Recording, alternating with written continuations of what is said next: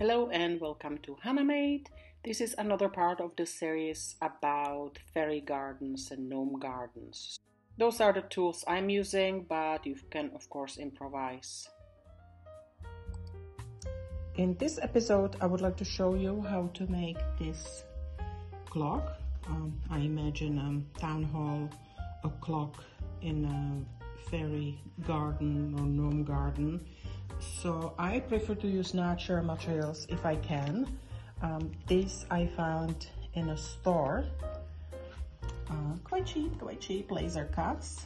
I hope Santa is paying attention because laser cutter is something I'm dreaming about. So there are a few different shapes in the package. It's all wood.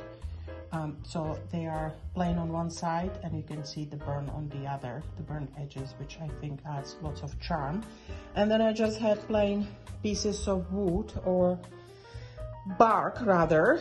I do like that lichen. I found this dead tree and I just peeled off little part from the dead stump that had the lichen on it. I did use pruners to cut. You can see probably the sharp edge here. So if you have big piece, pruners work well. Of course you can break it, you can use knife. So this is pretty easy project. You just need the bark or some kind of branches or even like whatever this is, some kind of dried seeds. And I was even thinking about actually using clothes pegs, and if you add the clock to it, then you will be able to attach it to anything, which is kind of cool as well. Anyhow, you can use your imagination. There's so much that can be done. The only real tool that you need is glue. So this is my favorite glue. You can of course use any kind of glue. Okay, so I'm all set to show you very simple procedure. So here I have, I use this one. Here I have the bark. Yes, I have the bark. I open my glue. I put a little tiny blob. You can put a glue on this, on the clock itself. Just on a few of the edges. Then don't forget to close it. And then I place it. That's it. That's it. So just to make sure that it is actually attached properly, I just use pegs. You can use these clips as well, and I put it aside. I usually let it dry in my garage for a little bit. So you can also apply glue right here. So that's the middle part. So I put one blob there and I attach the clock like so. I do use glue that is transparent, so I do not have to worry about it showing. However, it may show a little bit shininess, which I prefer to stay away from. I wonder if you will see it here. In a certain angle, you can see the shiny glue coming through. So this clock doesn't have a piece of wood on the inside, so just make sure you put the glue on the outside.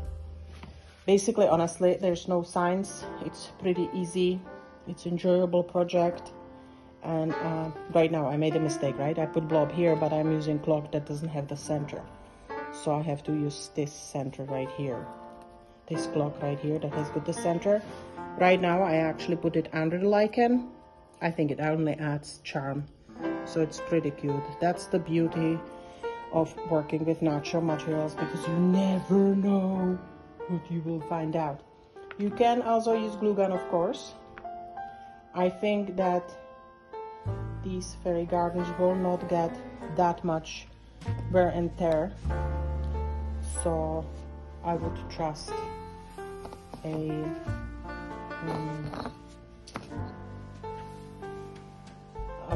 easily glue gun. I sometimes don't like using it because it doesn't last as long. So now I'm using just different piece of stick. And this is how it will look like, right? Just make sure you put the clock properly. And now I'm hoping it will not tilt. So I was going to use this, however, this little piece may break, right? So it's better to use it somewhere like so, so this part wouldn't break.